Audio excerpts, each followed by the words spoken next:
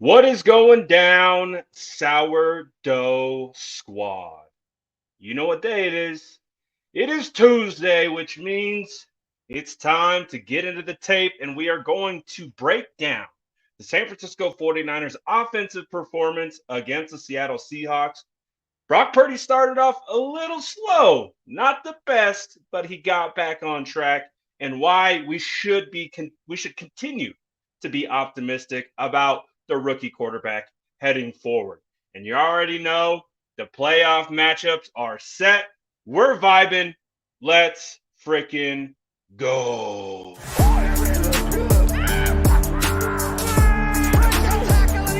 Smash that like button if you haven't already. Love to see it.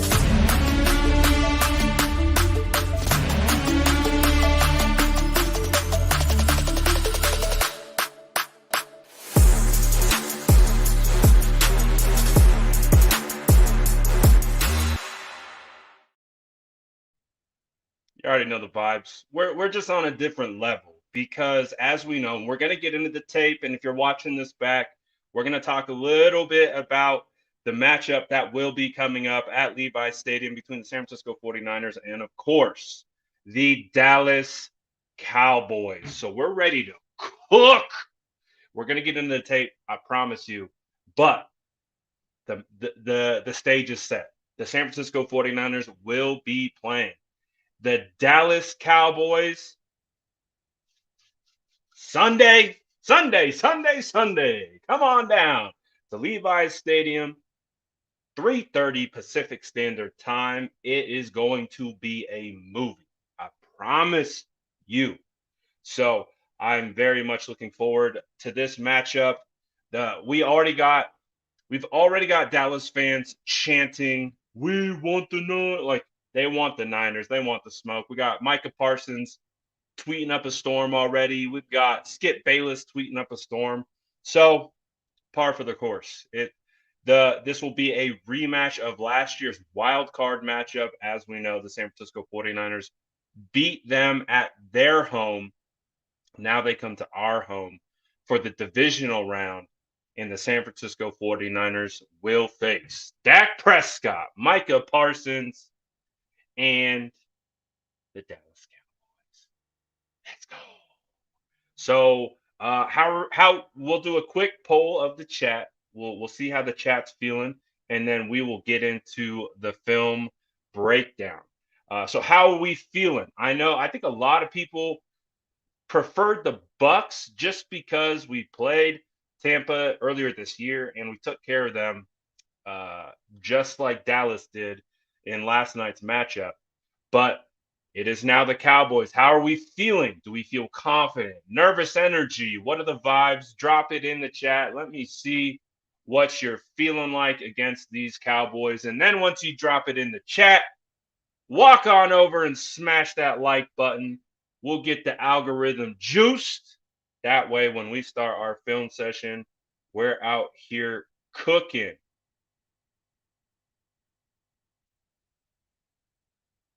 So far, we good and comfy. Jesus is ready. Jason says, feel like I still hate the Cowboys. Yeah, we don't like the Cowboys. They're already reminding us really quickly of why we don't.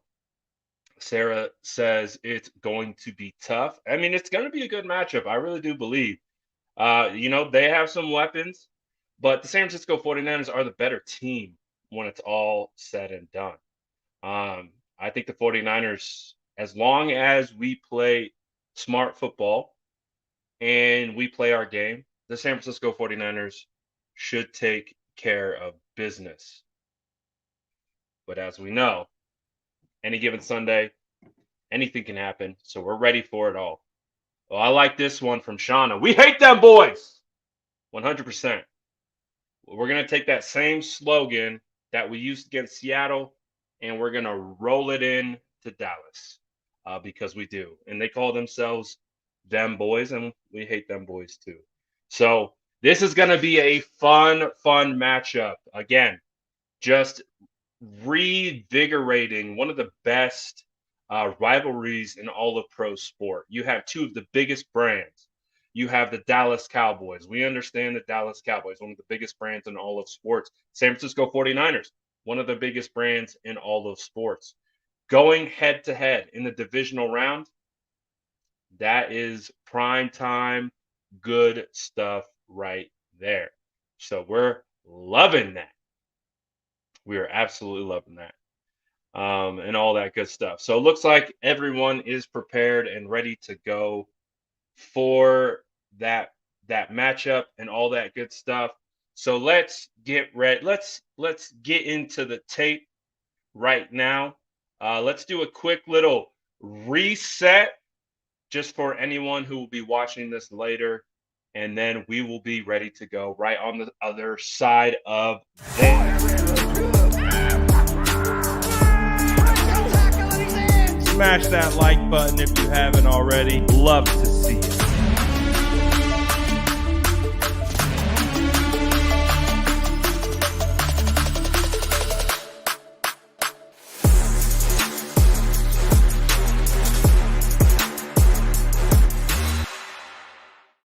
All right, as you can see, I got the hype shades on. We got the Oakleys. We got the Niner colorway. We got the Niner logo. We got the dope Niner hat, throwback logo. We're ready to go. So let's get into this film breakdown. And so this is what the film breakdown is going to look like. We're going to do it as we've been doing. We're going to go in chronological order because I feel like it paints the best story of the tape. So when we get into the tape, we're going to start all the way at the beginning. And we are going to work our way through not only the good, but also the not so good, because we are going to look at it right now. And we are going to discuss that, Brock Purdy wasn't perfect to start. And it's going to start with this very first play. And we'll run it while I set it up. But Brock Purdy didn't come out on fire. He didn't come out with his best juice and his best stuff. And again, we're still trying to define Brock Purdy. We're still trying to we're trying to take the body of work and we're trying to string it together so we can have a strong case study of who Brock Purdy really is. And one of the things that we keep talking about with Brock Purdy is that, okay, look at this pass. I mean, this pass got away from Brock Purdy. I mean, that thing sailed over Debo. Debo Samuel was wide open. It's a correct read. He goes to the right spot with the football, but this ball gets away from him. Now, Brock Purdy also spoke about this in the, I believe it was this throw in the post-game presser. And he did talk about how the ball was wet. It was dumping in Santa Clara at the start of the game. And he had mentioned this ball had got away from him. So I'm going to go ahead and believe Brock on that one. This one definitely looks like it got away from him. Correct read, correct timing, ball just got away from him. Okay, so it wasn't a good start. I was sitting in the stands. Everyone was like, oh, boy. Not the start that we were hoping for from Brock Purdy, right? All right. We're multitasking like a son of a gun because I only have one screen today, but we're going to make it work. So again, one of the things that we talk about with Brock when building our case on him is how does he respond to miscues? How does he respond when things don't go his way? And what we're going to continue to see, and we're going to see it in micro and macro form. And right now, this is the micro. Like, you're going to see how he responds to having a ball sail on him, stands in there and delivers a beautiful throw to Brandon Ayuk on the back shoulder. You can nitpick the location a little bit, but I'm not going to because you see he's got to get it by that linebacker, and you don't want to cheat it too close to him, and he hits Brandon Ayuk right in the middle of the soft coverage, in the middle of the zone. So again, the case study, how does he respond? First throw, not a good throw. Really bad throw, actually. Almost intercepted. But comes back and keeps dealing. And that's one of the traits that I love most so far about Brock Purdy. Now, this play might be one of the best plays of the entire game. Um, this, this blocked up from, we're going to highlight pretty much everyone. We're going to highlight Ayuk. We're going to highlight Kittle. We're going to highlight Trent. We're going to highlight Juice. Like, look at this blocking here. Oh, this isn't the play that I'm thinking of, but still a great quality play. Look at Brandon Ayuk again, being able to set the leverage, wall off the DB. You're also going to get a really nice combo. You're going to see the DN slant inside. Trent Williams is going to pick him up. That means Kittle is free to go to the next level. Gets his head on the outside shoulder. Look at that lane. And then you have Deebo Samuel on the pitch to Kyle Juszczyk. And look at Kyle, just looking for work, just patient.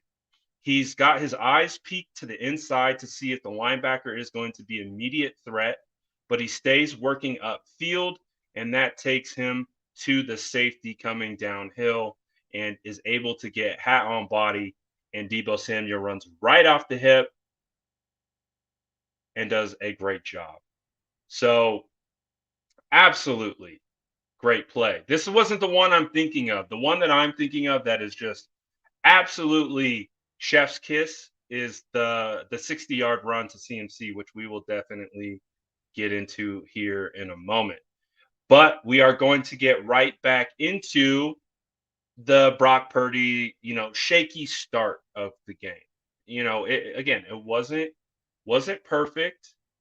And this particular play, this to me was a rare miss by Brock Purdy because we're going to go watch it back.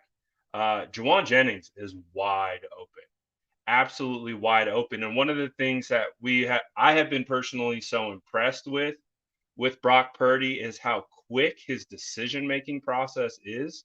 So if we watch and we isolate right here, Juwan Jennings, okay? So watch Juwan. You can see they're running play action.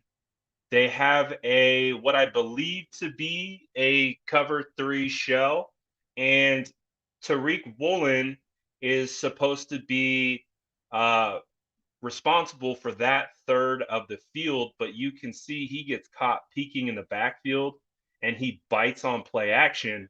And right here, this would theoretically be a touchdown. But do you see this little hop step, this little that little stutter? Instead of coming out, plant foot, throw, I think that would be a touchdown. I think the difference is this little hesitation from Brock, and it allows, I was talking with my buddy, Jordan Elliott from Niners Nation. We were talking about this play. He made a great point. That's Tariq Woolen. The guy runs like a 4.2 40. He's fast. So he was able to eat up a lot of ground. But my nitpick here is if Brock Purdy hits that plant foot and rips it right away, see that little hop step? If he eliminated that hop step and rips right here, that's a house call. Now, again, shout out Tariq. He really ate up a lot of ground. He ate up the angle and was able to break it up. No touchdown. But that's one that you want to have back, right? You're like, okay, we can fix that. It's a missed opportunity, and you don't like to miss those types of opportunities where you get a guy wide open like that. But we can live with it because we can speed up that process and we can work through that. So again, we're getting through Brock Purdy's early struggles, and then we will continue to transition into how he's able to pull himself out of that. So on this one, we're going to get a quick pass to Debo Samuel. What I love most about this particular play is that CMC is the lead blocker here. And Christian McCaffrey absolutely sells out to be the lead blocker for Debo Samuel. And we talk about CMC from a like his production standpoint, but just the buy-in by their star players. Like CMC sells out completely to be the lead blocker for Debo Samuel. Um, it's not a bad block. It's actually a pretty darn good block. Uh, Obviously, Debo's getting tracked down, so he has to make something shake, and he does, and he's able to turn it into a nice game. So again, overall though, really excited to see CMC buying into the system, buying into the scheme, and doing whatever they need to do. But I think on this particular play, we're going to get another, yeah, I would say uncharacteristic throw from Brock Purdy at this point. Um, Typically with Brock, you don't see him lock on like this. This felt really predetermined that he was going to the slant no matter what. You can see he looks to the right to attempt to hold the linebacker in place, but the linebacker doesn't bite. You can see his position doesn't change, which doesn't help the spacing for where this ball needs to be to bang it on Jawan Jennings. And so this is a near interception. And I want you to remember this play because we're going to see very similar plays where he's going to try to accomplish the same thing, but he doesn't make this same mistake again. So again, building the case study. Who is Brock Purdy? One of the things with Brock is he does a pretty good job of learning on the fly. Again, this isn't the best, decision in my opinion. Um, the linebacker didn't bite. He was in the throwing lane, and a better linebacker potentially is taking that to the house. So got away with one, right? So we started off with the first drive. Three particular plays. One that would have been a touchdown, and then one that got away from him, and then that one where he was just dead set on going to the slant, and it didn't work out the way he wanted it to work out. But what we're going to watch is how he rebounds. And this was the play that I was talking about before. The blocking on this play is absolutely fantastic. And we're going to watch it all the way through. Special emphasis on Brandon Ayuk. Ayuk is going to block two guys, and he's going to block the same guy for no, he blocks two guys. No, same guy. But look at the effort here. We'll start with Ayuk, and let me get this angle. Maybe we get a better point of emphasis here. So Ayuk here. We'll start with Ayuk, and then we'll work our way inward. But just this effort, and we already know Ayuk was responsible for Debo's touchdown that we'll look at later. But I'm so proud of Ayuk, man. Like we know Ayuk as a really solid route runner, pass catcher, but what he can do in the run game and this effort to not give up and be able to be physical with Quandre Diggs like that, like that's what's I really feel like Kyle's going to put on tape and be like, all right, let's work up those extension numbers. Like I think Kyle probably believes he can get receiver production out of a lot of guys, but what he really harps on is blocking. And look at this. It's phenomenal. It's fantastic. So we tip our cap to Brandon Ayuk and what he's able to do. But let's work our way left to right. So we'll start with Juice first. Juice is going to kind of bait 51 a little bit, and then he's going to cut inside, and that helps set up Trent Williams, who is so fast and is able to get out. And look at that block right there by Trent. I believe this is their famous Zorro concept where Kittle is going to come screaming across the formation to kind of do a bit of a double, a bit of a combo here. But Trent does such a good job of turning Irvin out that Kittle doesn't need to waste his time and he just gets the second level. So the blocking here is just fantastic by Trent Williams and George Kittle. And then you can see Kyle Juszczyk picks off that middle linebacker and look at him just stonewall 57. Hey, Juice was in his bag today or this game against Seattle. And we're definitely going to get into that even more. But look at that block by Juice coming across. Ooh, look at that hole, man. You can drive a semi truck through that thing.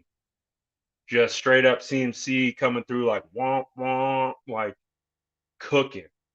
And look at 26, man. Feels bad for 26. Oh, I got him, I got him, I got him. Oh, I don't got him. Look at him grasping for straw. Like, oh, nothing. I think too, CMC wasn't happy with himself that he got caught. But let's see. Let's work our way. We're also gonna have big Aaron Banks. That's a nice block by Aaron Banks. He's got to try to reach that. Brendel, you're gonna get a double to backer concept from Brendel and Burford. Brendel's trying to just give enough for Burford to take over. Passes off. I think that's Al Woods to Burford, and then he gets to second level. Great block. I mean, this is just great blocking from everyone, even Mike McGlinchey on the backside, ensuring no backside pressure. Everyone, A plus for everyone. Um, you guys know me. We are a offensive line friendly channel. We uh, we get extra hyped about blocking here. So this type of play, it gets us going. Um, Fantastic blocking by the entire squad. Um, great, great stuff here. So we're gonna get CMC over here, and then what do we got next? Ooh, if this is a play that I think it is, might not be this one. Yeah, it's not this one. Why didn't this play work? That's just a tough one. I don't know if this is designed to be an outside run because if that is, Croft should be getting his head on the opposite side because that leverage helps Nwusu. So I don't know exactly where they're trying to hit that. I don't know if that's an inside hitter or they're trying to go outside. It does look outside based on where McGlinchey's going. Doesn't work. That's all right.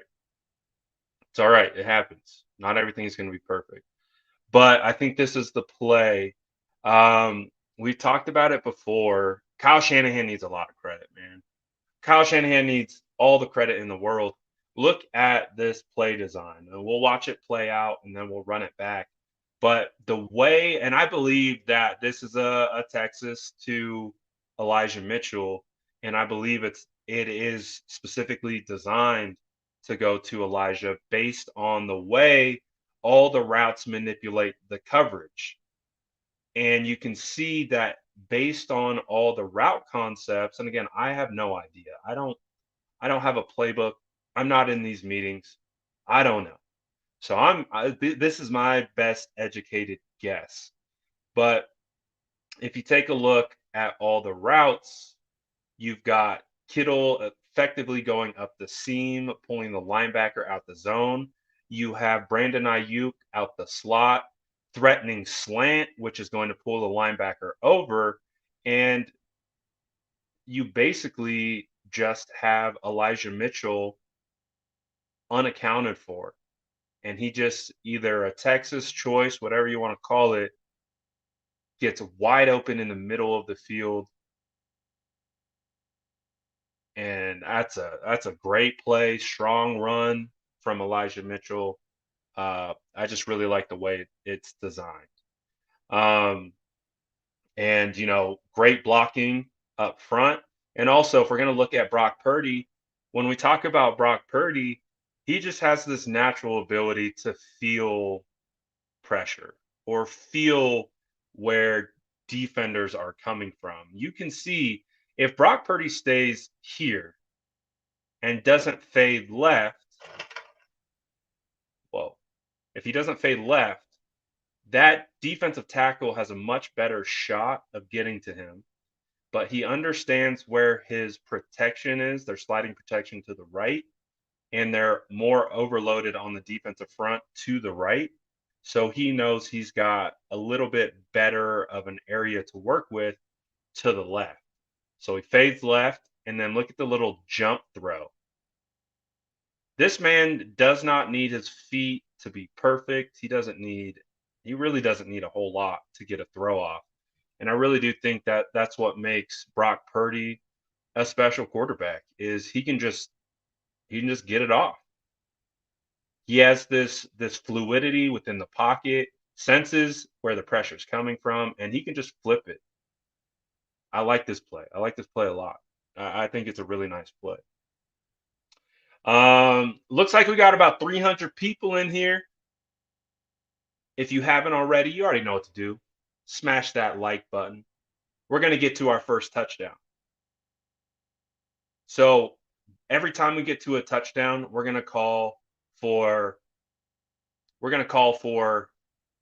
some likeage. Like that like button.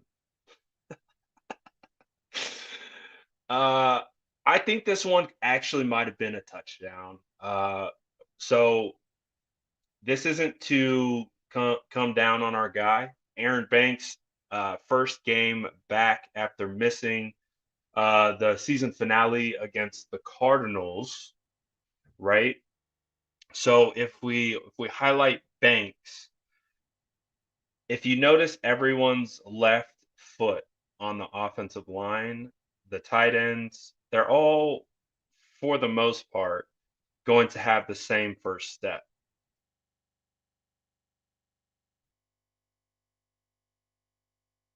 Everyone, you see, we'll start with Mike, stepping inside, stepping inside, stepping inside. You get the step inside. Banks looks like he goes the wrong way. And then he's out of leverage because he's running into this. If Banks gets hat on outside shoulder and drives this to linebacker, and he basically they doubled a backer here, and Banks is working the propo combo technique, and you're splitting this man, and then Brendel's going to work to take it over, and then Banks works up to backer. I think they create enough of a push with these two that Elijah Mitchell punches it in. You do get this backside pressure from Nwusu, but I think if it's more of a direct hitter right up the middle, I think he would be able to make it there. That's just what I think. I don't know if that is actually to be true, but we'll see. What do we got on this particular play? This is our first touchdown. Touchdown, San Francisco 49ers. So let's try to make sense of what we think the progressions are. So you're going to get play action up front. So the play action here is actually going to really help aid this play because you can see the play action the linebackers are going to be keying on Christian McCaffrey until it's not a run. And then you can see the linebacker drop into coverage. You're going to see Purdy look to his left, looking at slant for Debo. Debo slips. Juwan Jennings, that's a tough throw, kind of to the boundary. The cornerback could undercut that. Probably don't want to throw it there. Let's look at the other side. If you come off that, Ayuk looks like he's double covered, and then you have Kittle blocking. So pretty much covered everywhere. And then Brock Purdy understands where his leak out is going to be in Christian McCaffrey. Make sure he doesn't get sacked. And as a result of making sure that he doesn't get sacked, he is going to be able to avoid the rushers, because if you look, I mean, he's made it through pretty much all his progressions at this point. So at a certain point, quarterbacks on their own. And he does a really good job of not panicking, stepping up, running underneath. This is a great block by McGlinchey. And again, special shout out to Mike McGlinchey, man. This dude is playing for a big time contract. If you recall, the San Francisco 49ers did not have Mike McGlinchey last year in the playoffs. This is his first time playing in the playoffs since 2019. And this game, he played phenomenally. And as you know, if you've been rocking with the channel, we've been highlighting Mike McGlinchey for what? The better part of 8 games, 9 games, 10, 11 games now.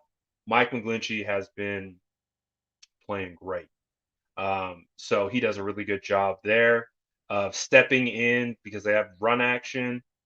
Or no, yeah, it is run action, but he's able to continue to ride out the defensive end, and they just run right. Purdy runs right underneath it. And again, spatial awareness from Brock Purdy, understanding leverage of his blockers. Watch out, Dak. Or I should say Skip. Watch out, Skip. Skip said Dak Prescott should play better than Brock Purdy. You better hope so, Skip. You better hope that a quarterback that signed $160 million contract plays better than a quarterback who's a rookie that has 2 roommates. Oh, you better wish on your lucky stars, Skip, that like Dak outplays Brock Purdy. That's the wildest tweet I've ever seen. Like, oh, Dak Prescott's going to outplay Brock Purdy. He better. That dude signed a $160 million contract. This dude got 2 roommates because rent in Santa Clara is astronomical. My man's in the NFL, and he's like, hey, we got bunk beds. He's like, hey, I got top bunk. Purdy's like, I got top bunk.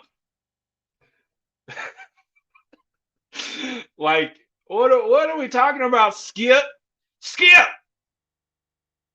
You better. I mean, it would be like ridiculous if, like, theoretically, right? It would be ridiculous if Brock Purdy outperformed Dak Prescott. If we're brocking and rolling and Dak has a down game, like, that's a bigger problem for Dallas than it is for the 49ers if Dak outperforms Brock Purdy. Like, Dak should outperform Brock Purdy. This dude's a rookie. What are we talking about, Skip? Man. Skip. Good old Skip. I got a chuckle out of that one. But let's take a look at this play. All right, here. Let's take a look at this one. So I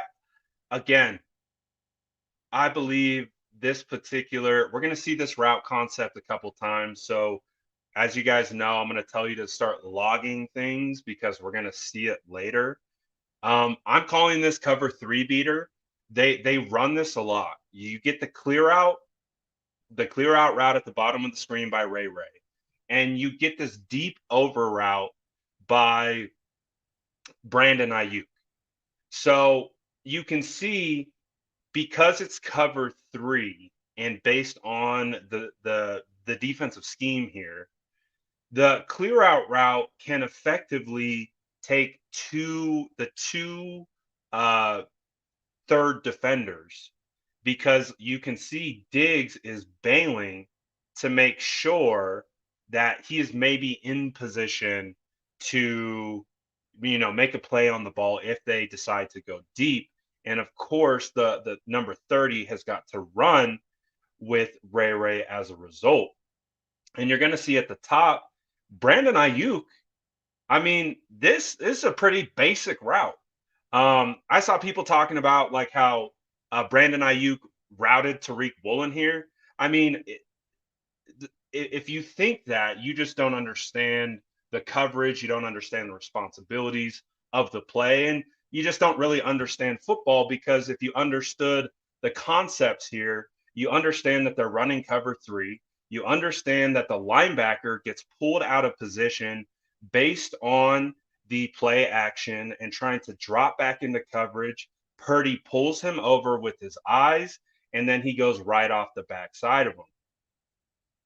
This is probably one of the more basic routes you're going to see from Brandon Ayuk. It's what this is Kyle Shanahan dialing up a cover three beater and taking advantage of their coverage and execute it to perfection. Let's watch Brock Purdy's eyes.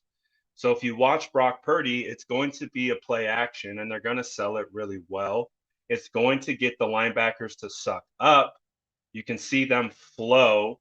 It's effectively a split zone look up front from the offensive line. You're going to get Juice pulling off or pulling across the formation, so it's like a split zone essentially. But you get the play action, and look at Brock's eyes. So watch the linebacker. So he understands, he keys on play action. He knows Brock has the ball because he goes from flowing to dropping back. So see him drop, drop, drop, looks at his eyes. Where does Purdy look? Purdy looks into this zone, this throwing lane, right? So as a result, he is going to bite on that. Do you see him? He takes his eyes off Purdy because he's reading Purdy's eyes. And he's like, man, you got some Purdy eyes. So we're going to go where you're looking. And you can see him bail off, try to locate the receiver that he thinks he's trying to find. And then Purdy comes off that, and look at where Purdy throws. And it's a Purdy throw. So these are the small things that make Brock Purdy a really good quarterback. It's the small things that he does. Whipping around on play action, putting your eyes in the opposite side throwing lane that you want to go to, getting the linebackers to bite, and then going right off the other side of them. Like, fantastic. And again, this is just manipulating. This is a scheme play. This is Kyle, man. This is Kyle cooking. And this is Brock just executing. Good throw, great throw, manipulating coverage, understanding Tariq he's got to keep outside leverage because he's playing cover three. And so he's going to let anything go inside because Tariq believes he has an underneath linebacker to help him out. The linebacker bites, is out of position. Brock Purdy dart. It's a basic route. It's a basic concept, but it's the clear out deep over on cover 3. And remember, log this because we're going to see it 2 or 3 more times and we're going to see it be successful. And so this is clearly something that Kyle's got in his bag for beating cover 3. So good on Kyle and great execution from everyone involved. I mean, we're cooking, man. What I hope you guys are buckled in. I hope you're buckled in. We're gonna be cooking on this. If you guys are vibing and you're chilling, you don't have time constraints or anything to worry about. I mean, we're already 40 minutes in. We're probably going to be giving out 4 or 5 cookies if you stay from start to finish, because this was just a good game. There's so many things to look at here from the 49ers, good and bad. So I'm just letting you guys know, like we still got some good stuff in this tape to get to, like Brock Purdy out here high stepping. I love Brock, man. Brock is so good. And again, you'll if you watch this, you'll see why I have no patience for anyone that says Brock Purdy is a system quarterback. What about this is the system? What about like him working through his progressions? I think on this particular one, let me check my notes. I'm going to see what the routes are looking like. Again, remember we got that like cover 3 little route concept, almost like a clear out. You got a deep over. It looks a little different than what it was designed to be, but they did a good job in coverage. Ayuk is covered, Jennings is covered, CMC's covered, Debo's covered, Kittle's covered, and you get great blocking from your offensive line to give you time to work through and escape. So, and then you just get Brock Purdy out here high stepping, making a great decision, understanding where the routes are going and what part of the field he's got. Like if CMC could somehow get 57, you see him try, Brock might be going far. But let's look at the blocking. Look at Mike McGlinchey. Nothing, man. Look at this. Look at this technique. Patient, patient. Look, he's got to keep eyes on 34. Okay, 34 drops. That means I can get 52. Opens up the gate, keeps feet and base wide. Look at that. That's that. Oh, shout out, Mike. Great job, man. Great job. Brunskill, ride out Puna. Everyone on the O line. Great protection here. Great protection for good coverage on the back end. So offensive line making that possible. We got a play action miss to Ayuk per my notes. This play. Okay. I've seen this play heavily debated. I remember being in the stands and everyone saw Debo open, but you can see Brock Purdy wanted to get Brandon Ayuk involved. And to be honest, like I like this. A lot of people didn't like it, but my personal thought process on this from Brock Purdy is I like it because what I see here is aggressive tendencies.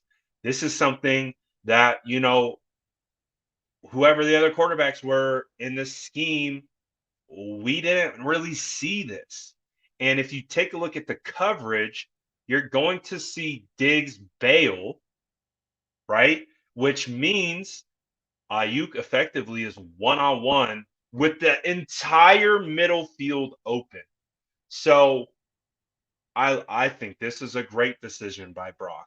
And I love the aggressive nature here by Brock to let it rip. Ayuk doesn't think the ball's coming. This is look at Ayuk. Look at him. Look at that body language. Damn it. Damn it.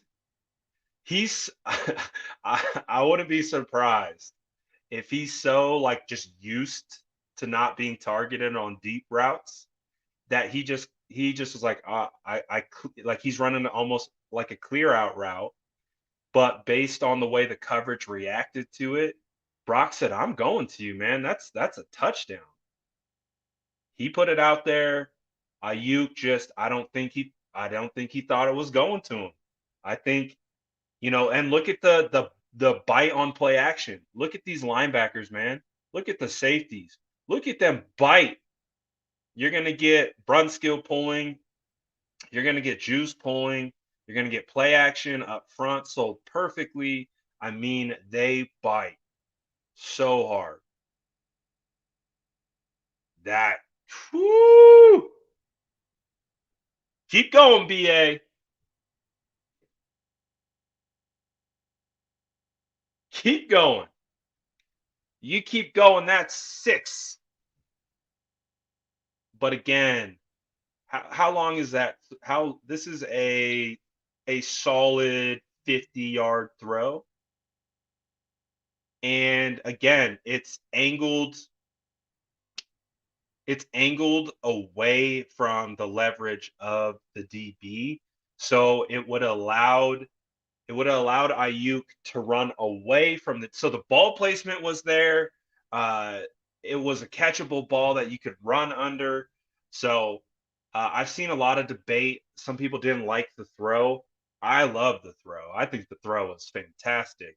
It was BA's just got to finish. He's just got to, even if you don't think the ball's coming to you, right? You just got to keep rolling. Um, so I liked it. I thought it was good. It was good on Purdy, I thought. Again, correctable, not a big issue. We're gonna get the Yak God George Kittle doing yak things.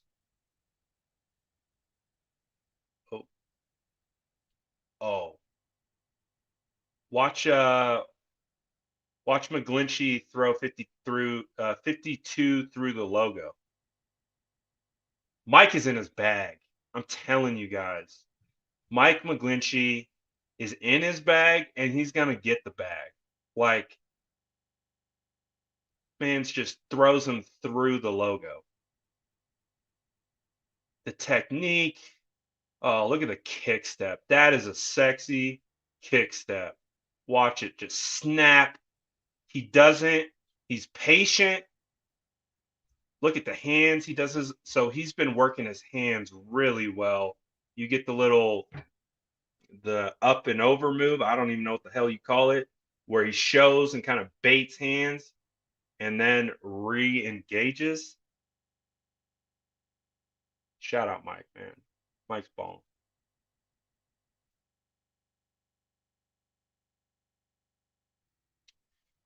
Oh, this play's sick. I think this is it. Yeah, this play's sick. This is uh this is RPO all the way. If you don't know what RPO is run pass option. So this is a run play for everyone other than CMC and Brock. Across the board, look at Brunskill. Brunskill's going to tell you because if this is play action, they're not getting to depth because if they get past a certain depth, it's a legal man downfield, which is why they run flat on run action. This is 100% called a run pass option. It's being blocked as a run. So for Brock, he has a sliver of time about this big to get this ball off before it is a penalty. And just the confidence that he has to understand and read and Wusu sit, see how he sits. So that must be his trigger that he knows CMC is going to come out on the other side and just delivers a dart and a dime. Like this is hard. This is not easy. Like a rookie quarterback should be having more difficulties with this type of play. This ability to execute RPO game on like a fake pitch, like he even gives the little pitch action. Like you see, he even has like the pitch technique is almost down. And as he's getting into it, he knows what 10 is doing. That's why you can't slander my quarterback. Like they can try all the what does Jason call them, the football nerds, or I think it's Rich called them the football nerds. Like all the football nerds can say he's a product of scheme, which every quarterback is a product of scheme. Every player is a product of scheme. You got to be able to execute the plan, but without the players, nothing happens. This is a dart. That's a rookie. Who is this man? He is him. He is him. What's our next play? Our next play is a sack, right? No, I lied. Oh, this is the this is our viral play. So shout out my family at the NFL. So I got reposted by the NFL today on their main accounts for this play. So I tweeted this out at like 12:45 in the morning. Watch Kyle Juszczyk and watch who Kyle blocks.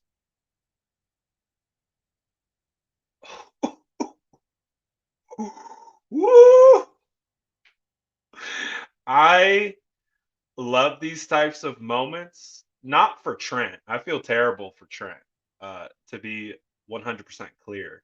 But as I'm watching this in real time, I am audibly laughing out loud. Like I'm just like, oh my, because how I go through tape is I go through each player and I watch each player run their rep. I watch, so that's how I do it. I go each player and I just move down the line and I run it back and I get to Juice and I'm like, all right, what's Juice doing on this play? All right, he's doing a little cutback, like they motion him out. He's gonna cut it back, almost like like a split zone, and he takes out Trent. Oh, and then Trent does like a headstand. Like I guarantee you, Trent never has never been hit so hard in his life. Ooh, they. Oh man, and you could see Juice. He's like, my bad, dog. My bad. Watch, dude. Juice just absolutely took Trent's lunch money. He's like, man, I thought we were homies. I thought we were homies, dog. Oh god, that especially when you're not expecting that, you're not prepared to take on contact. Look at that, his head whip. Oh man, Trent. Kyle needs to buy Trent dinner for that one. That was that was a wild one. So we went viral for that. So shout out NFL. They reposted us. They gave us credit for that clip. So shout out the NFL homies. We got the sack here. So let's see why did we get a sack here? I don't even remember. I literally just put sack because that's like a note to myself to like work through it in real time on live. Oh, that's why. We got push pulled. That's why. Uh Full disclosure, as a former offensive lineman, this is and kind of an I was an undersized offensive lineman. So if you look at Puna Ford and Aaron Banks, this is called a push pull. If you ever hear the story about Jason Aponte and I when we first met in Mobile, Alabama, when we were at the Senior Bowl, we'll talk about how I was showing him how to do a push pull. Like I forget why we did it, but I was Puna Ford and Jason was Aaron Banks because I was showing him the technique that goes into push pull, which is you're effectively using power as a defensive tackle to drive them back. And as a result, the offensive line is using all his power to push back. So you get the push and then you get the pull. So you're using the O line's momentum of pushing back on you and you're pulling him to the ground. And so it's a hard play for an offensive lineman because you're damned if you do, you're damned if you don't. Getting pushed back, so you're trying to counter that, and then he uses your momentum against you. It's a sack. It was a tough one. Sure, Aaron Banks would like to have that one back, uh, but you know it happens. Happens to the best of us. It's a hard move to counteract sometimes. What is this play?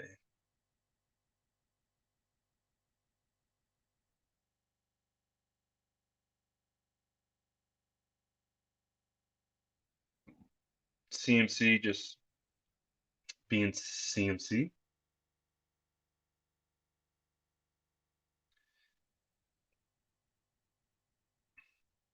All right, what else we got here?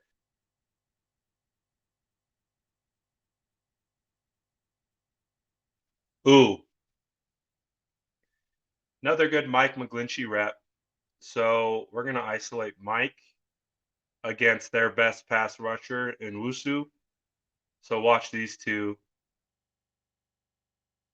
Mike folds in Wusu. I mean, Mike is doing such a good job, man. Like I know I go above and beyond to credit Mike sometimes just because he gets so much hate, but like you got to give credit to this rep, man. Look at Nwusu, dude's in a fetal position.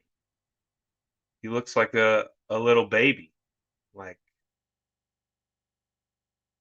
if you end up in the fetal position, that's not a good look as a defensive lineman. Tries to spin out, and defensive ends are going to get to their depth. So you can see he gets to the depth of the quarterback. So he's going to try to spin back inside and get Mike overreacting to the outside speed. Mike is right there, and that puts him in. He puts him in a swaddle. He puts on a little lullaby and says, "Go to sleep, my little baby." Gets him in the fetal position. Cake.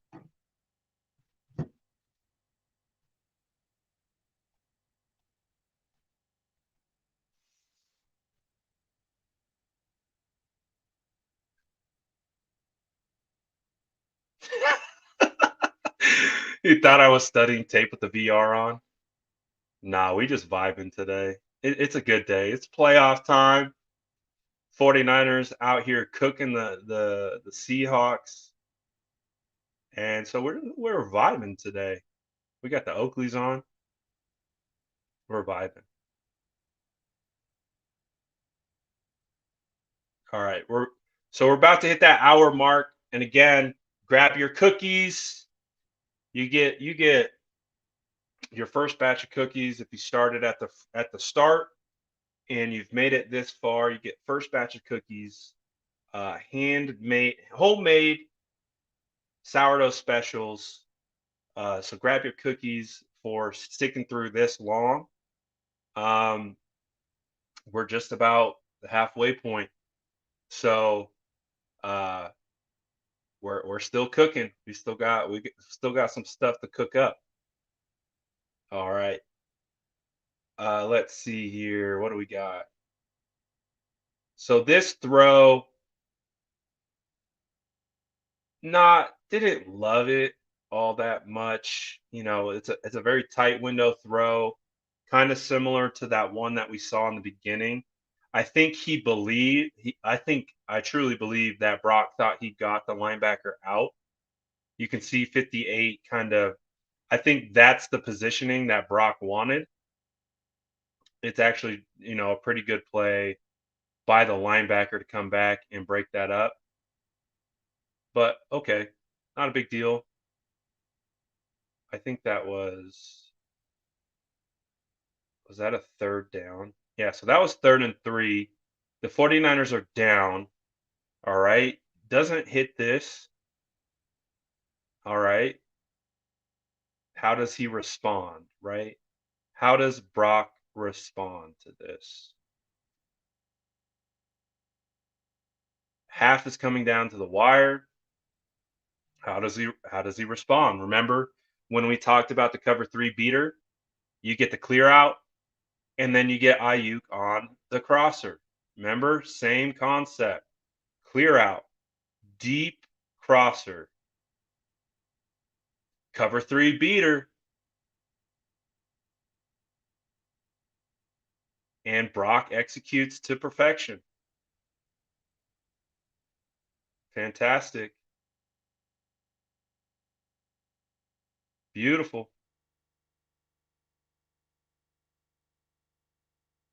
Money. Money in the bank.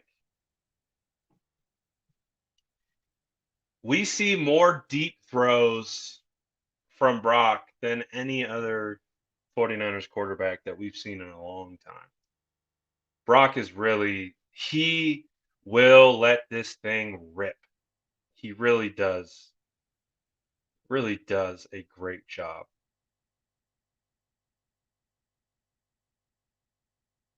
All right, let's skip it forward a little bit. So this is a 3rd and 10. Debo Samuel's gonna step up here. He's gonna step up a couple times. While that's running, Alberto says 400 plus in the chat, only 130 likes. Hit that like button, faithful. Show some love, and I would appreciate that. If y'all hit that like button, if you're all watching, I mean, obviously, I'm seeing we got about 500 people in here. If you guys all hit that like, that would be huge. And we're going to keep this thing rocking regardless. But I definitely would appreciate any likes on this video. It means the world to me. So I appreciate it in advance. But while that's going down, remember we talk about Brandon Ayuk as a blocker. This man already knows. Look at him blocking. He's ready. Brandon Ayuk is ready. He's ready for it. And interesting, I would love to be a fly on the wall, in Kyle's meeting rooms. Because look at Ray Ray. I don't know what the progressions are here. I don't know if it's Ayuk to, I don't know if this is 1, this is 2, this is 3. I don't know what the progressions are. But if you look here, Ray Ray's house, that's a house call. So this is something like, as a coach, you'll look at on the tablet, you'll be like, all right, well, look at this look. Maybe we come back to this. Again, I would love to be a fly on the wall just to understand the context of like what they're trying to accomplish and how you get that wide open. But still, it's a 3rd and 10, and Debo Samuel, great to have Debo back. Makes the guy miss, gets upfield. Brandon Ayuk blocking downfield. So pretty good. Um, Also on this next play, watch Kittle on this one. Kittle wanted this ball. Kittle wanted a touchdown. Brock looked a little bit hesitant to let it rip. You see that hand go up right there? Kittle, you're gonna see the safety roll over the top, and Kittle is like, "This is give me touchdown, give me 6." You can see whole field, like the field's open to the left. Brock didn't, I don't know. He didn't seem like he was too comfortable in letting it rip, but I would have liked to see Brock rip that one and give Kittle a shot at that. I definitely would have liked that one to see a shot take it. All right, well, this is going to be the last play before the half. It isn't a completion, but I do like that he takes a shot, man. He takes this deep. This is what I love about Brock Purdy. This is why we are seeing the short to intermediate portions of the field open like we've never seen before because Brock Purdy will push the ball downfield. If he gets the coverage he wants, he's taking a shot. And you know, I I'm not a cornerback expert. I'd have to ask Croc about this, but I believe Croc would probably say number 30 played phenomenal coverage here. Like this is a great play by number 30 to keep his hips open to the inside. Debo's going to stem outside, but he drops into the hip pocket. He's got his head on the quarterback. This is a great rep by that quarterback. That's a great rep. And then he finishes with the pass deflection. I mean, I don't know who number 30 is, but I would love to ask Croc, Eric Crocker. You guys know Eric Crocker. Um, he's the cornerback expert. He would be able to really be able to break that down. But I mean, it's a good ball. It's still a really good ball.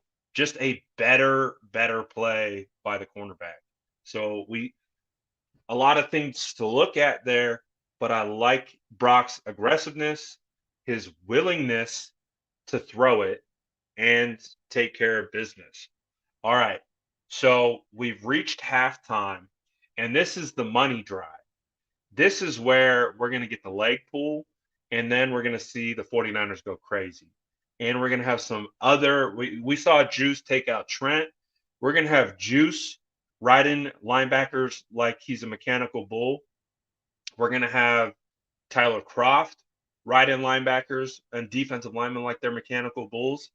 A flip switched, and we're going to watch it switch. And it's coming up. It's going to be after the leg pull, and it's going to be great. We're going to hand out cookies, all that good stuff for a little bit over an hour. So this is going to be a little bit of a longer film breakdown. So I appreciate you guys riding with me. Smash that like button if you haven't already, and let's keep this thing cooking. We're definitely going to kind of get through this a little bit more efficiently, but we out here cooking. Again, Dart pushes this ball. This is a baseball player. He knows he's got to squeeze this past number 10 right to Juice. What a throw. That's a great throw, man.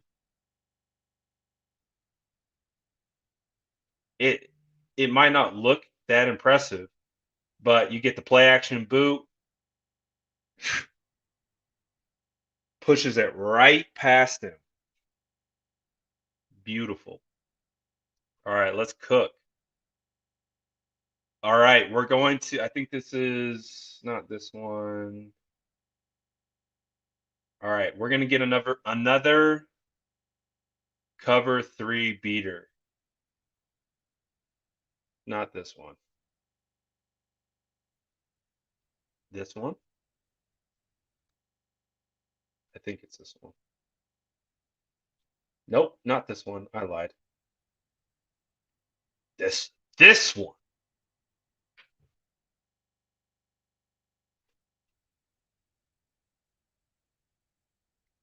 How fun is it to have a quarterback that can push the ball downfield like this? Like this is what Skip is worried about. This is what Skip is worried about right here. Again, you're going to get Brandon Ayuk what looks to be, like a clear out route. Like he's just taken, and I mean even Ayuk looks like if he got the ball, he could have been housed because he kind of puts Diggs in a blender, right? So even Ayuk had an opportunity to break free on this one. But you've got again. I was talking to Jordan about this one. We were undecided if this is quarters coverage or cover 6. Um, I think we were leaning towards quarters, so effectively cover 4, and then you're going to see them find the soft spot in the zone, get the clear out. Kittle's going to go right underneath it, and to have a quarterback that, again, executing play action, turning your back to the defense, readjusting, understanding where you need to go with the football, and delivering.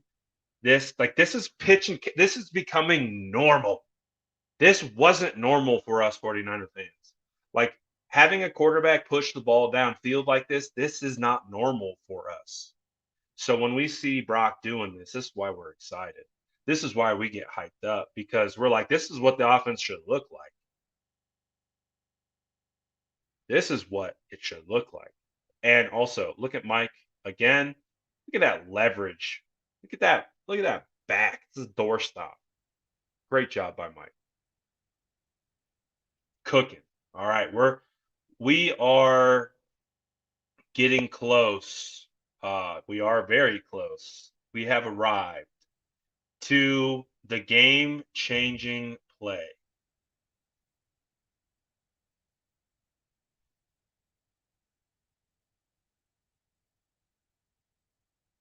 We are back to the game-changing play. So this is going to be also, I believe this is it's a 3rd and 7. So it's a 3rd and long. He's going to get this to Debo in front of the sticks. So Debo's going to have to put in the work after to be able to make this, like you can see right there, Debo is behind the sticks or in front of the sticks. And then you get the leg pull. But before that, it's a great individual effort by Debo Samuel to get this first. Woolen's in tight coverage, gets bumped out by the linebacker. Kittle is in a good spot to get a block, and then you get the leg pull. And this is where the game changed. This is where the entire energy shifted. And what better way to replicate the way the energy shifted than the play that comes after this? I think it perfectly exemplifies how Jonathan Abram pulling Debo's leg just flipped a switch. Kyle Juszczyk, one of the most respectable players in the NFL. He doesn't have an ounce of any type of showboating, nothing to his game. He doesn't do that stuff. He executes and moves on to the next. But I want you to focus on Kyle Juszczyk, a leader of this team, after Debo gets his leg pulled. This man rides him like a mechanical bull. He gets him on the ground and then jumps on him. Or, as some would say, a little teabag action. He said, "Hey, how do you like these nuts?" Like, we don't see this from Kyle, like, ever. This is the very next play after the Debo play. And this, I believe, perfectly exemplifies the mentality switch in this team. Not just juice, but they went from we're playing a game to, oh, we are going to embarrass you for what you did to Debo. I mean, look at this man. Gets him on the ground, has to hop on him. Yeehaw! Ride him, cowboy. Good.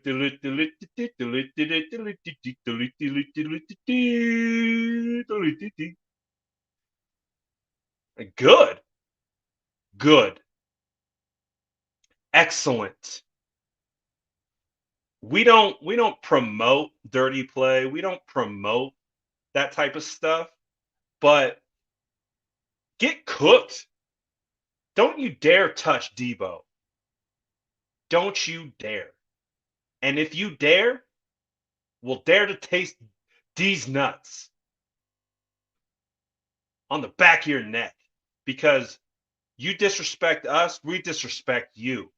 And this to me, this action by one of the most respectable players on your team, this again signifies that what that moment meant, what it meant. Like it changed the mentality. It changed the thought process. Like it went from like, oh man, we're behind to oh we're cooking these birds. Look at Tyler Croft. We get a little ride 'em cowboy Tyler Croft. Watch Tyler. We'll isolate Tyler right here. He's got a down block.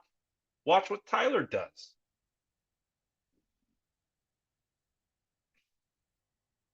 Look at him.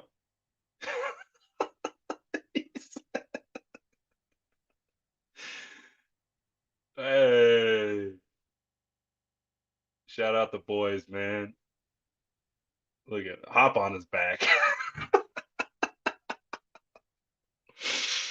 Oh, I love it. How can you not like this stuff, man?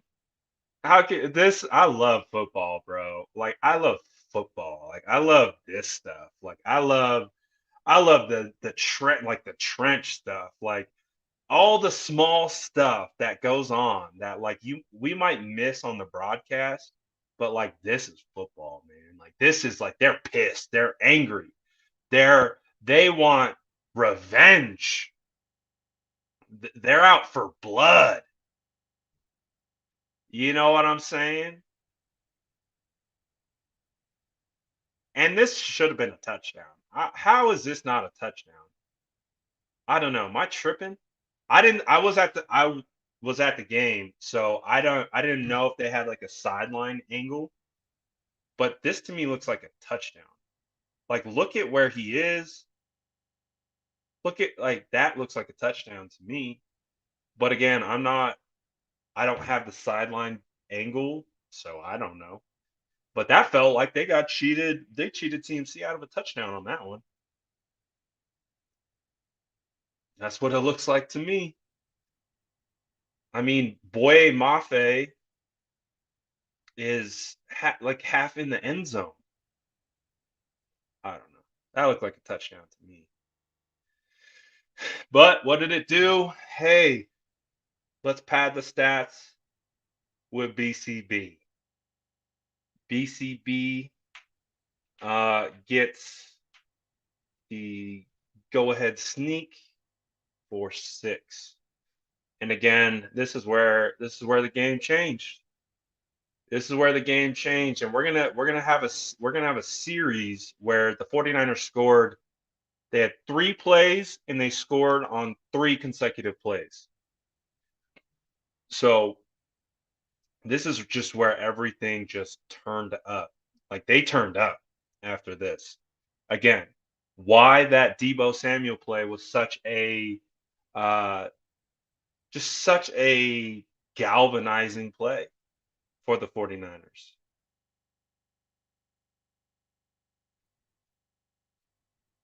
And if we can get some of that energy against the Dallas Cowboys should be terrified.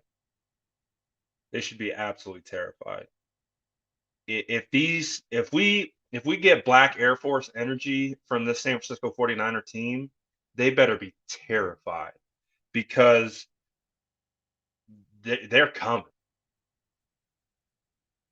You better be scared of that team. You take this collection of players with that scheme and how they're executing, and you add Black Air Force energy to that mix. Good luck. Good luck. I like this play just because CMC was able to turn what could have been a no game into a 9-yard game. So that's a great play by CMC. This next play was also a bit of a, I think it's this one. No, it's not. This is a good run though. It's a good run though. It's worth a watch. Look at Burford gets a backer. Look at Burford gets a backer. Great job, Burford. Great job, Burford. CMC runs right off his hip. Good job. Good job, Burford. All right. This is, I think, the controversial throw per 49ers Twitter. Nope, not the controversial throw. It's this next one. This one. All right.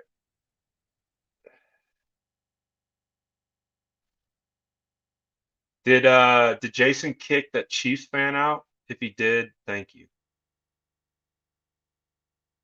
If hey, mod of the year, man. If he kicked that Chiefs fan out, that's that's the mod squad. Shout out the mod squad, man. Mod squad. Wait, we'll talk about this play, but quick opportunity to shout out the mod squad. Hey, this is why we got mod squad, baby. Shout out the squad. Shout out all my blue wrenches. We see you. We have a standard of vibes in this chat, and that's what our mod squad does. We appreciate that. All right, so this play was, I think, a bit controversial. You guys let me know. Was this a good throw or a bad throw? Because that was like, in a nutshell, what people were arguing about. Is this a good throw, or is I wouldn't even say is it a bad throw? Could it have been a better throw? You know what I'm saying? I don't think it was a bad throw. It was a completion, like 30 yards downfield. But is it a good throw, or could it have been a better throw?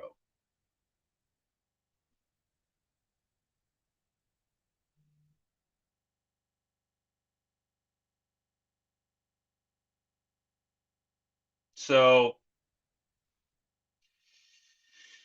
I think we're all kind of in the same so far, kind of in the same realm. I don't think you can call it a bad throw because it's a completion and it's what? Play action, has to reset, flip the hips. Again, this is hard, man. Being able to flip your hips like that while you're kind of rolling to the left, reset and throw, that's hard in of itself.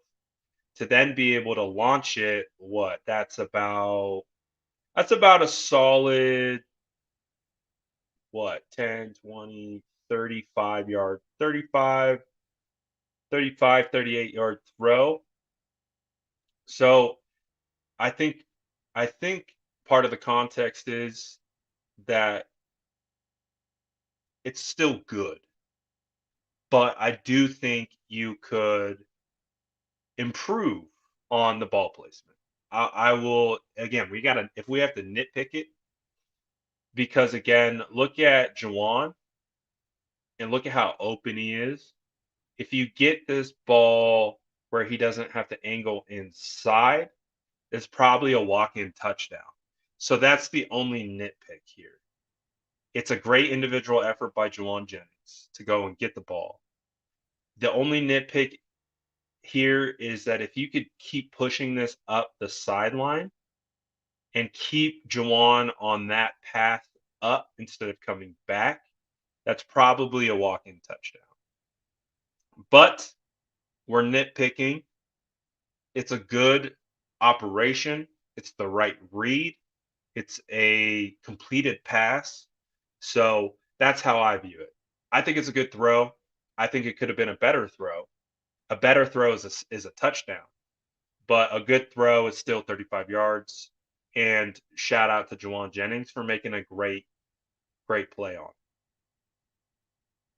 Great play on.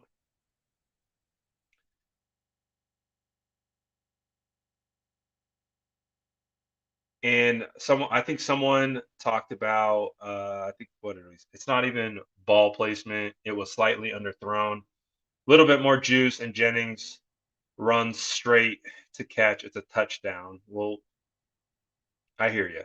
I think we're speaking the same language because that still relates to ball placement because more juice would be pushing it upfield more than forcing him to come back to it. So I think we're still speaking the same language.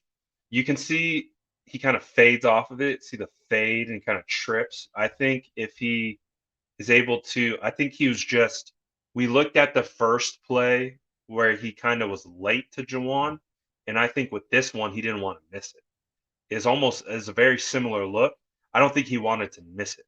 He wanted to get it out faster because I think he was slower that first throw to Jawan in the first quarter. And so he was trying to speed up the operation and wasn't I don't think he was able to drive it as much as he wanted to.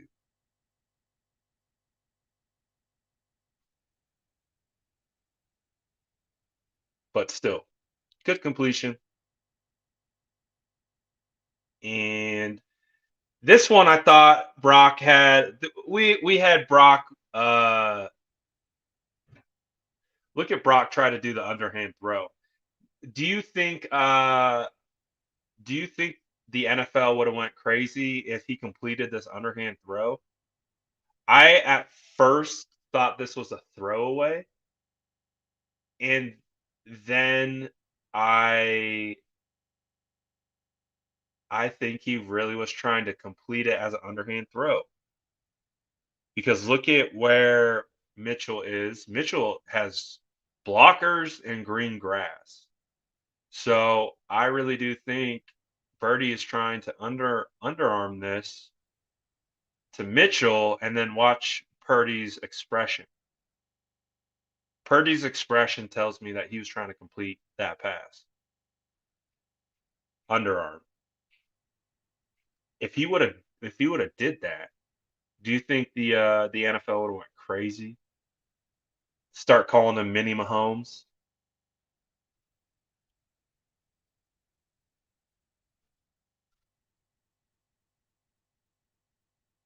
That would have been a wild one. You could tell he was pissed too. He knew he had it. Look, he knew he had it. He knew he had. He's even like watch the operation. He's holding. Look at his eyes all the way to the right, and then it goes almost. It's you know last second tries to slip it under. That would have been interesting.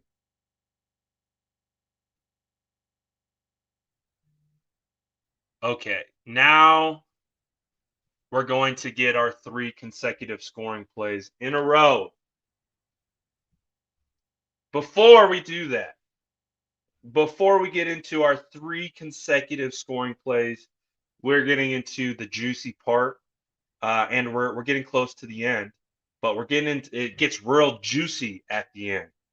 So do me a favor, take a break from clowning the trolls in the chat. Smash that like button. Hit the sub button if you haven't already. We do film breakdowns every Tuesday, and we vibe. And again, we keep getting these playoff wins. We're going to keep vibing on Tuesdays. So make sure you tap in with us. Smash that like button if you haven't already on YouTube. And let's get. So again, we're going to get 3 plays, 3 scores in consecutive order. It's pretty nice. Jason says we're at 228 right now. Let's hit 250. I'm seeing we've got 549 in total. That we should be able to hit 250 in a blink of an eye. I challenge you. Can we hit 250? Would love to see the stream hit 300 before we're all said and done. But in honor of 300 likes, let's get 3 scoring plays in a row. Listen to the squad, man. Listen to them.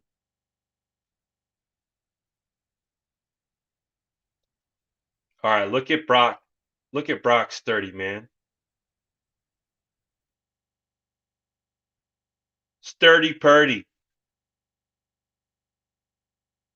So we're going to get Brock play action.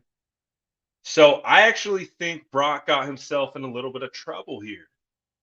I'm going to be honest. I do think Brock, by kind of changing his pocket leverage to going outside of Trent, you put Trent at a disadvantage in his blocking. So Brock actually, we talk a lot about Brock's pocket awareness and how we really like it. I would actually say Brock kind of put himself in a tough position and almost got himself sacked. But this man is athletic. He is very nimble and can make guys miss. And his initial reads weren't open. Let's try to see what he was looking at. He's looking at Ayuk. Ayuk gets open. This is a touchdown to Ayuk. I mean, look at this leverage. So I think that's why he's drifting, because he's trying to open up the passing lane. But I don't know. But you can see Irvin reaches his hand. So instead of letting it rip, he pulls it back down. But you have Ayuk wide open for a touchdown. But because of the leverage between Bruce Irvin and him, he's forced to bail. But he comes back and he finds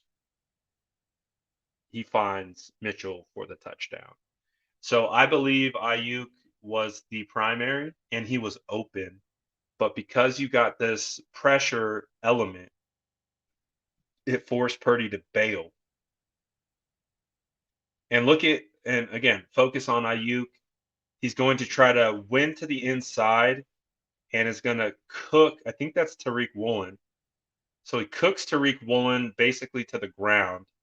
Wide open, would have been 6, but great opportunity to spin it back, understand where your leak out is, hit him, walk in touchdown. So this is what we like about Brock Purdy. This is what we like. We like that even if it isn't perfect, he doesn't panic. The moment isn't too big for him. He's able to create, and then he finds Elijah Mitchell for touchdown. All right. Well, they're going to go for 2. So this is where we get our second play for a score, which you're going to get play action up front and then just a dart to George Kittle. Just a dart. Just a normal day in the office for Brock Purdy. Throwing Purdy darts. Like, come on, man. This is a rookie. We're running mesh. We're running mesh. Reset. Gets it by. Like, again, spatial awareness. He has spatial awareness when it comes to throwing around defensive tackles. And let's not pretend like this is pretty decent coverage by 30. Like, he's on him. This is NFL open. Like, when the guy's covered, but the quarterback is so pinpoint accurate that even if the receiver is covered, the quarterback understands the leverage of the DB, so he puts the ball only where the wide receiver, or in this case the tight end, can come back and get it. And Kittle does a phenomenal job of squaring up towards the ball and coming back, and Purdy just puts it on him. Just puts it on him. Like Purdy knows he's going to Kittle as he's coming out the break, puts it on him. Great job, Brock Purdy. Great job, George Kittle. Fantastic. Okay, so that is our second consecutive scoring play. Let's go to our third consecutive scoring play. And again, I think you all know what play this is going to be. This is just, oh, I lied. My notes lied to me. It's not three consecutive. Almost three consecutive. We're going to pretend like it is. You saw nothing. We're going to do that Madagascar meme. You didn't see anything. Three consecutive. Okay, it was 3 out of 4. It was 3 out of 4. But this is fantastic. Absolutely fantastic. So you're going to get Debo just come across the formation. You're getting basically a play action boot. Purdy gets it over the defender to Brock. And then look at where Brandon Ayuk starts blocking. Ayuk starts blocking at about the 50. Debo's on the 35. And look at how long Ayuk holds that block. And look at Ayuk. You might as well thought he scored, man. He's just as hyped for that block. Fan-freaking-tastic. That block by Ayuk occupies Diggs, absolutely destroys Diggs' pursuit angle. 57 is not fast enough. 26 not fast enough. Beautiful. Beautiful. And again, people want to say this is scheme. Look at this throw. Play action, I will say it, day in, day out, is a learned quarterback skill. The ability to fake and actually sell run, sell pitch, boot. It's effectively a naked boot because he's got no blockers in front. So he's responsible for getting this ball over the defender. Like that's a hard action. Like it's hard to execute.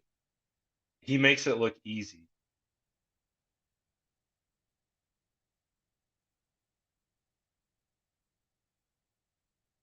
Great stuff. Who's this?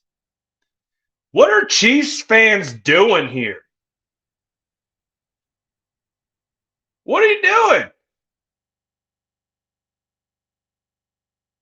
Tell me you're scared of the 49ers without telling me you're scared of the 49ers. What are you doing here? Doing your homework? Like, oh, those 49ers look good over there. I'm gonna go drop in here and let them know Brock Purdy ain't no Patrick Mahomes, you hear me? Brock Purdy ain't no Patrick Mahomes, you hear me? I tell you what, Brock Purdy can do this, he can do that. He ain't no Patrick Mahomes.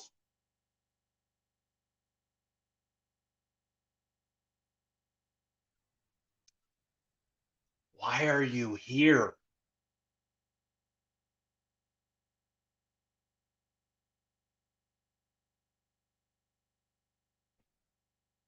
But whatever.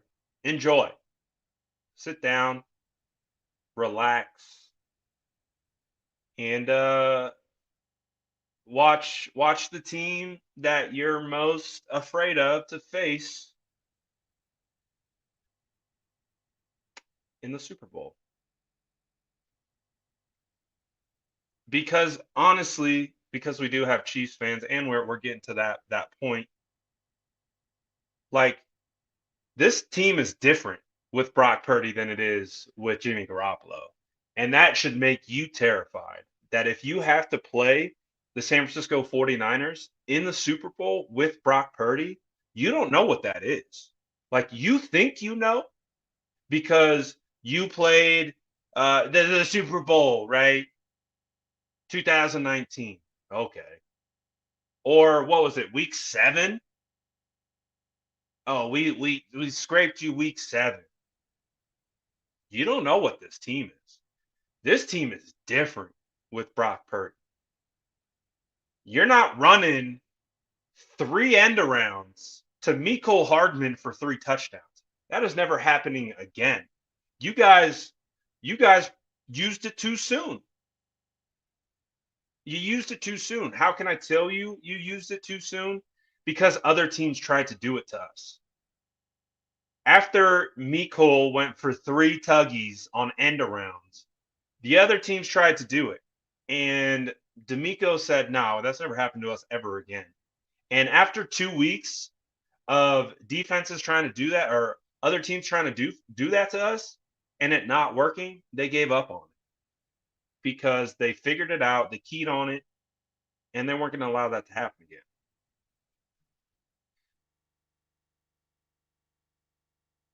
So this is a different team. We didn't have Elijah Mitchell. Let me show you who we didn't have. We didn't have Elijah Mitchell here. Where's the play that I really want to show you? Oh, I passed it already.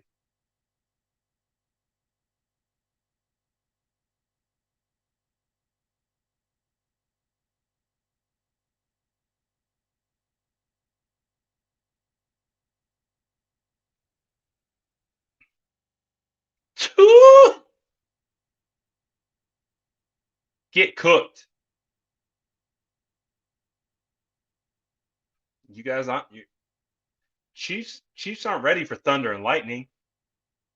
That we had CMC for 24 hours and we had no Elijah Mitchell. Chiefs aren't ready. Watch this smoke by Elijah Mitchell. Smoked. Smoked. Cooked. Bounced him off the turf.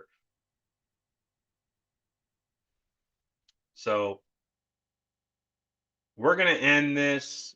We're going to end. So we got the best Brock Purdy play is going to be a play that did not count. And this play really does exemplify like the Brock Purdy experience in just one play.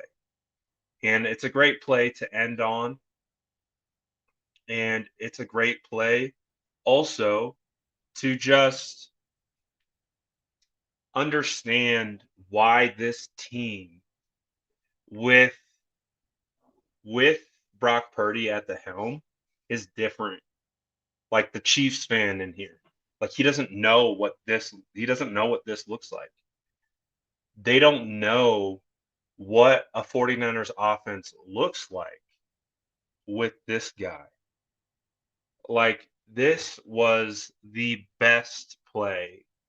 This would have been one of the best plays of the entire year if Brandon Ayuk was able to bring this in. This throw is perfect. Everything about it is insane. Obviously, we understand him again, play action boot. I wouldn't consider this necessarily a naked because you got Trent out there.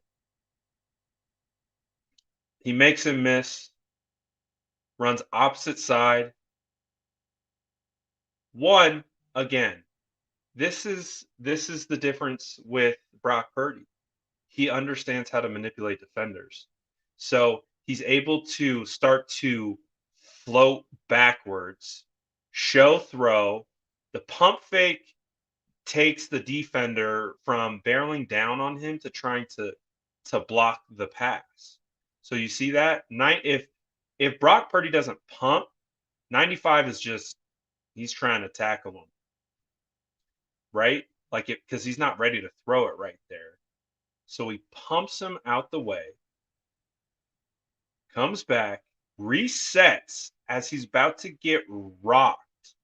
The ball is still leaving his hand as he's getting cooked. And this ball is perfect. This would have been the one. This would have been like whenever they talk about the Brock Purdy story, this play is what they would have been talking about.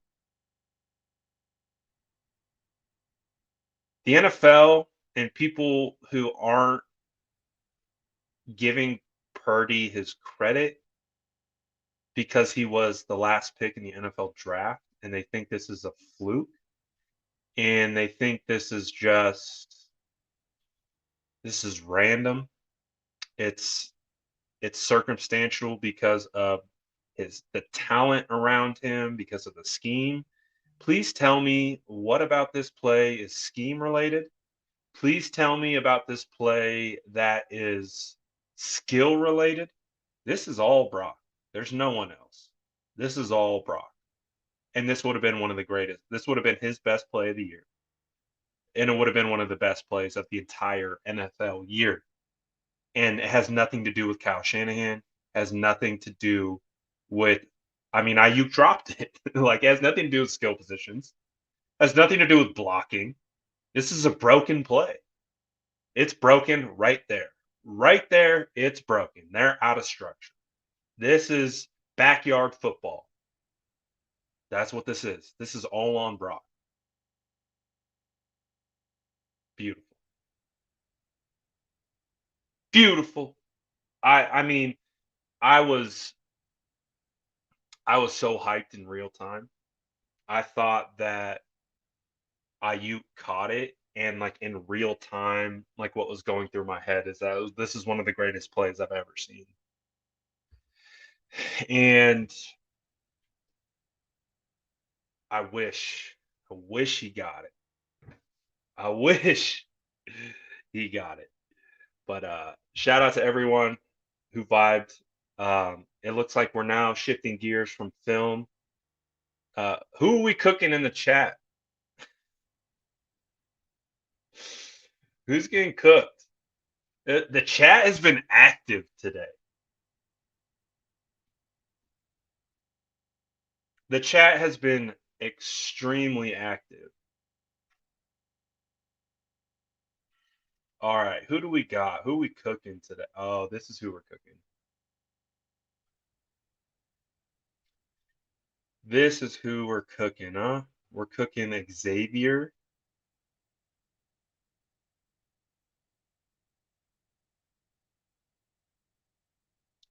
Is he talking about Trayvon Diggs? You talking about Diggs, my boy? We cooked Diggs.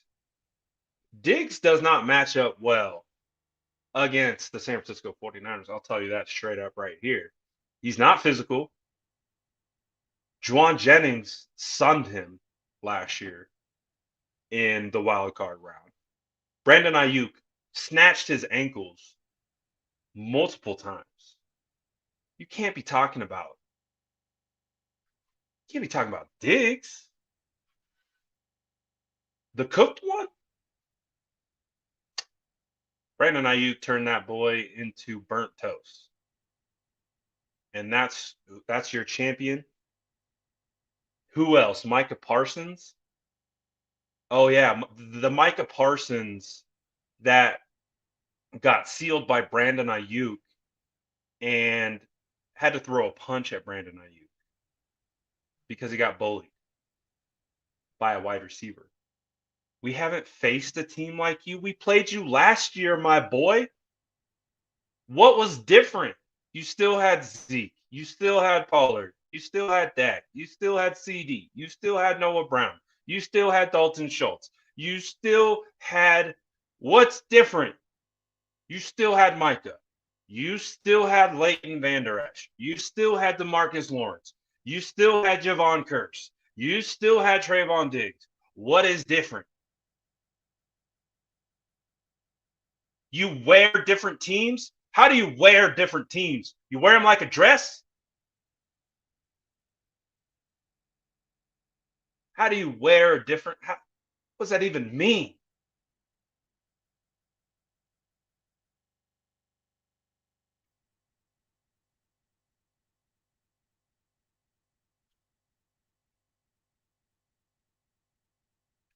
Hey, though, I love the trash talk.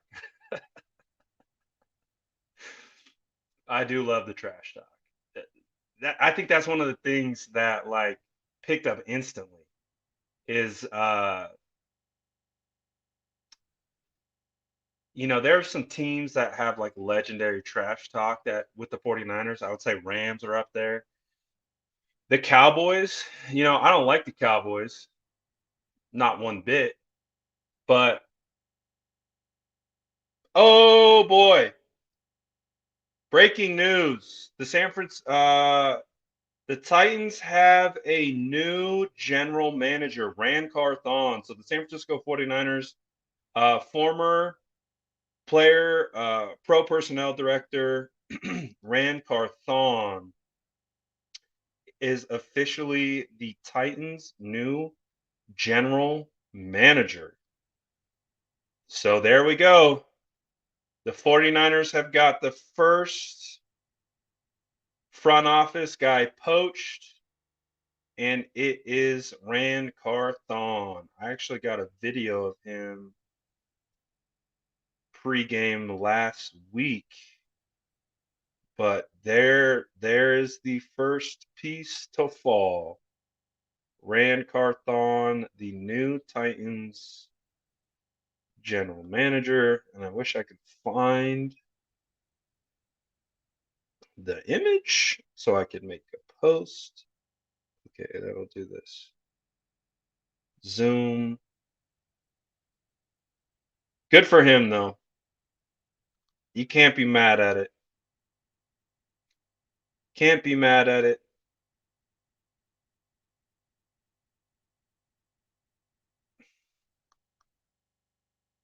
Can't be mad at it at all. The Titans are hiring former 49ers executive Rand Carthon as their new general manager per reports. I have no idea who got it first. The Titans are hiring former 49ers executive Rand Carthon as their new general manager per reports. So the first one goes. Apollo says, just got my tickets to the game. I would have gave you more, Brad, but parking was $190. Parking was $190? No way. That's expensive.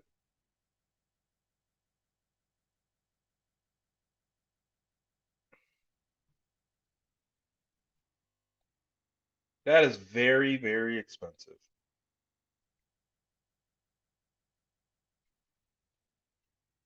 I haven't looked for tickets yet, but I've heard they are ungodly expensive. I gotta wait. I heard the get-in price is like $500. So Hey, man, I don't care. I care a little bit because, of course, I'm not made of money, and that's why we appreciate again all you guys who tune in and support the page and engage with the page because that helps me earn, and then that helps me go to the games. And I've been to more games this year than ever before, and it's not even close. Uh, so I appreciate you guys uh, for all the support, um, and all the stuff, all the super chats, everything. But yeah, it's gonna be it's gonna be pricey to get in. Uh, Wait, Joshua says, "I bet this will be the most watched game." Yeah, I do. I do think this will be the most watched game. I do think that's actually a good point. Um, that's actually a good point. I think we get a third round pick for Rand Carthon,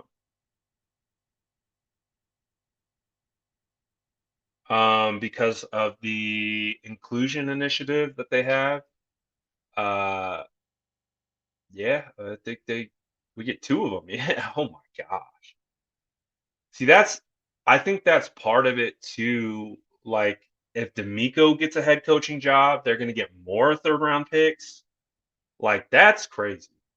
Like, just for these guys getting hired because they're good at their job and, because of their ethnicity and, the inclusion thing that they have, which obviously benefits the 49ers. 49ers are going to get a two third round picks for Rand Carthon, one third round pick for D'Amico Ryans. That's three third rounders. That's crazy. And again, that's why that trade of Christian McCaffrey wasn't that big of a deal. It really wasn't that big of a deal. I also think if Jimmy Garoppolo signs a decent sized contract, uh, I also think we're going to get a compensatory third for him. I mean, that you get picks if you're not able to retain free agents and they sign elsewhere for, I think, I don't know how it works. I don't know the formula. Um, so the 49ers could be sitting on like a bunch. I think they have three thirds already. I think they're getting thirds back from the Mike McDaniels hire. They're getting thirds back from the Martin Mayhew hire. Um, yeah, dude. Uh, I don't think they might not have a first or second, but they're going to have tons of thirds.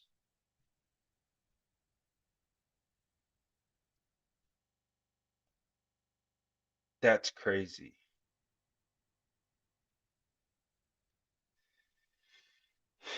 Crazy, crazy, crazy. So, hey, draft season's still going to be fun. For sure is. But I appreciate everyone for tapping in. I mean, we still got a lot of people in here. Get all the cookies. You get as many cookies as you guys want. This was a long one today. Um, Again, I want to spend more time, especially on playoff breakdowns, because knock on wood, you know, we don't take these for granted. We do know that at the end of next week, you know, we are going to enjoy these film breakdowns. We're going to marinate in them, and we're going to take our time. And so I appreciate you guys riding through the whole thing. I mean, I know 2 hours, that's a long time to watch this ginger beard talk about football. But I appreciate all you guys, as always. Um, someone screenshot this, so we can pull this receipt uh, after the game. And again, appreciate all you guys as always for tapping in with me and just vibing out. We brought out the Oakleys today just because we're vibing in Tahoe. and all that good stuff. So appreciate you as always. Appreciate all the support on the channel. Channel's booming right now, and it's all because of you guys. So I thank you so much. Because with me, it's just whatever. But without you guys, this channel doesn't exist. So I appreciate all you. And we're gonna be back tomorrow. TBD, state of the franchise. I know I'm up here in Tahoe, so TBD. So we'll figure that out. But we'll definitely have a lot more lives coming back to you in the future and all that good stuff. And the content's just going to keep rolling. So I appreciate you guys. As always, I'm out of here. Y'all the best. Let's go.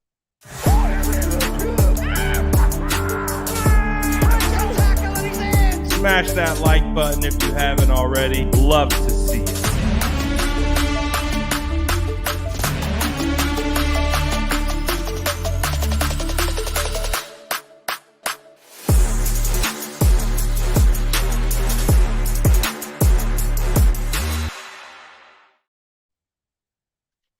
You know the drill. If you drop a super chat on the outro video, I got to come back and say thank you. So shout out Titan. Appreciate the super chat. Said BCB, let's effing go. Smoke them, boys. Appreciate the super chat. Now we out. Appreciate you guys. Later.